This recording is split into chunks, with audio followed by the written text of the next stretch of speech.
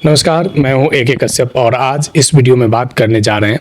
कि बिहार सरकार के मंत्री नितिन नवीन इस बार इनका कद इतना बढ़ा है कि ये भारतीय राष्ट्रीय जनता पार्टी के अध्यक्ष बनने जा रहे हैं। जेपी नड्डा का स्थान नितिन नवीन लेंगे। आज इस वीडियो में इसी विषय पर बात करेंगे कि किस तरीके से नितिन नवीन का कैरियर ग्राफ इतना ऊपर गया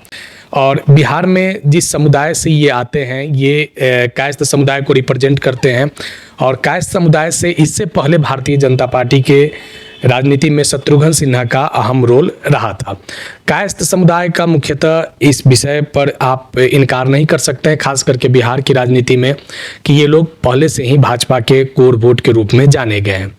अब विषय ये आता है कि भारत के जो प्रधानमंत्री हैं इन्होंने बिहार विधानसभा चुनाव के परिणाम के बाद भाजपा कार्यालय से जो घोषणा किया था, उस घोषणा में ये बात को कहा था, जो आप पिक्चर देख रहे हैं इसमें कहा था कि गंगा जी जो है वो बिहार से बहकर बंगाल जाती है, यानी कि आप बिहार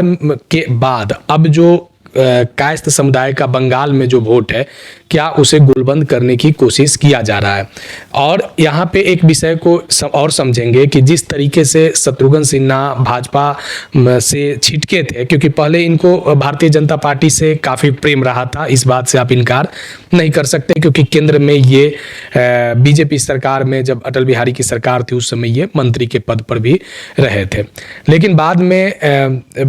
जो शत्रुघ्न सिन्हा है इनको भाजपा से मोहभंग हुआ और ये बंगाल चले गए और वहां से तृणमूल के सीट पर, यानी तृणमूल पार्टी से, ये ममता बनर्जी की पार्टी है, उस पार्टी से ये सांसद बने। जब सांसद बने तो 2020 का वाकया बड़ा दिलचस्प हुआ, क्योंकि 2020 में इसलिए दिलचस्प वाकया हुआ कि एक ही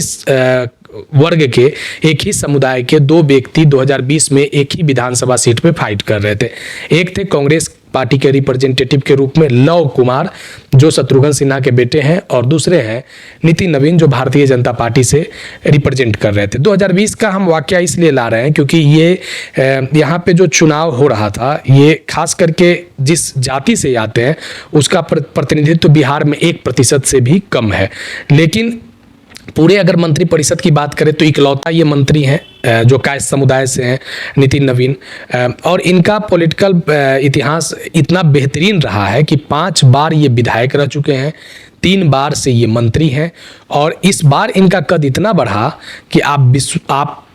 विश्वास नहीं कर सकते हैं कि अभी तक जो भी भारतीय जनता पार्टी के जो अध्यक्ष चुने जाते थे वह वही चुने जाते थे जिनका केंद्र के राजनीति पर एक अपना छाप रहता था और केंद्र की राजनीति करने के कारण लोग उन्हें अलग अलग राज्यों में जानते थे। पहली बार ऐसा हो रहा है भारतीय जनता पार्टी के इतिहास में कि नितिन नवीन जो है एक राज्य की राजनीति से सीधे उनको ऊपर उठाकर भारतीय जनता पार्टी केंद्र की राजनीति पर ला खड़ा किया है। अब इस विषय पे तो बात करेंगे ही। सबसे पहले 2020 के उस वाकया पे बात कर लेते हैं जब शत्रुघ्न सिन्हा की नाराजगी इस कदर बढ़ गया था भारतीय जनता पार्टी यानी बीजेपी से कि अपने बड़े बेटे लव को बांकीपुर विधानसभा से उन्होंने नितिन नवीन के अगेंस्ट फाइट करने के लिए खड़ा कर दिया। नितिन नवीन उस 2020 के बिहार विधानसभा चुनाव में भी जीते और इस बार जो 2025 का चुनाव हुआ ये इनकी 5वीं बार की विधायकी है। अब यहाँ पे देखिए, अभी हमने जो बात किया कि नितिन नवीन जो अब जो कार्यकारी राष्ट्रीय अध्यक्ष बने हैं, और भारतीय जनता पार्टी का एक पैटर्न है कि जो कार्यकारी राष्ट्रीय अध्यक्ष बनेगा वही अध्यक्ष भी बनता है। 14 जनवरी 2026 के बाद कार्यकारी राष्ट्रीय अध्यक्ष के पद से इनका पद जो है वो राष्ट्रीय अध्यक्ष के तौर पर आ जाएगा। अब देखिए, अगर भारतीय जनता पार्टी के अगर आप इतिहास को अगर आप देखते हैं तो आप देखिए नितिन नवीन तीसरी पीढ़ी के हैं और सबसे युवा। अगर अभी तक अगर कुछ राष्ट्रीय अध्यक्ष पे अगर हम चर्चा करें, खास करके जैसे अगर जिन विषयों पर चर्चा करें, जैसे अटल बिहारी वाजपेयी हो गए, अटल बिहारी वाजपेयी, लाल कृष्ण आडवाणी, मुरली मनोहर जोशी, बंगारू लक्ष्मण, वेंकैया नायडू, राजनाथ सिंह,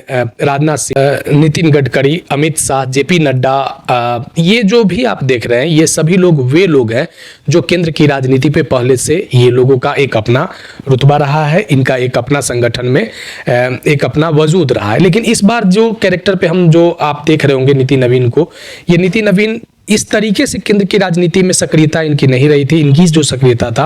वह राज्य की राजनीति में था, यानी स्टेट पॉलिटिक्स में था। स्टेट पॉलिटिक्स में भी अगर बात करें तो भारतीय जनता पार्टी के उस तरीके के ये फ्रेम में नहीं आ रहे थे, लेकिन अचानक जो है इतना बड़ा फ्रेम में इनको लाया गया है। बीजेपी ने ये खास करके एक चौंकाने वाला न्यूज जो है देकर सभी लोगों को एकदम हतप्रभ कर दिया है, दंग कर दिया है। अब यहाँ इस विषय पर एक और बात उठ रहा है, क्या नीति नवीन जो है सो बंगाल का चुनाव सामने है।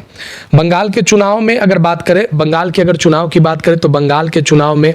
कायस्थ समुदाय का एक अपना वहाँ पे एक वोट बैंक है। अब ये जो वोट बैंक है, क्या उस वोट बैंक को एक साधने की भी तैयारी है नीति नवीन के माध्यम से? क्या ममता बनर्जी यानी टीएमसी को इस बार कायस्थ का जो वोट है एकदम बिल्कुल गोलबंद होके, जिस तरीके से बिहार में कायस्थ समुदाय गोलबंद होकर भारतीय जनता पार्टी को वोट देते आते रहा है, क्या उसी तरीके से क्या तृणमूल कांग्रेस का जो वोट गोलबंदी है कायस्थ समुदाय से रिलेटेड, क्या वह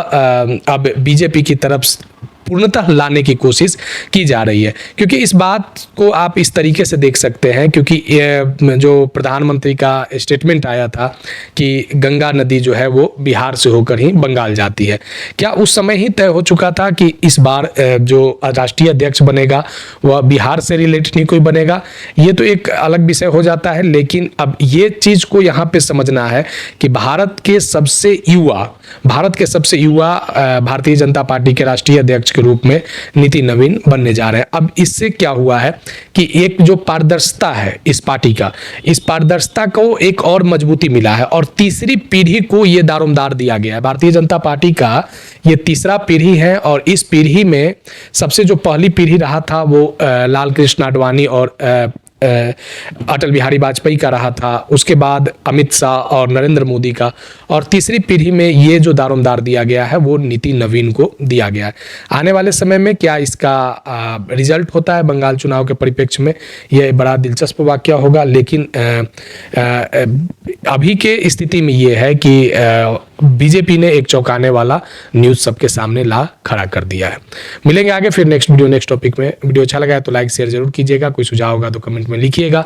नए जुड़े तो चैनल को सब्सक्राइब करके बेल आइकन को जरूर दबा दीजिएगा। धन्यवाद।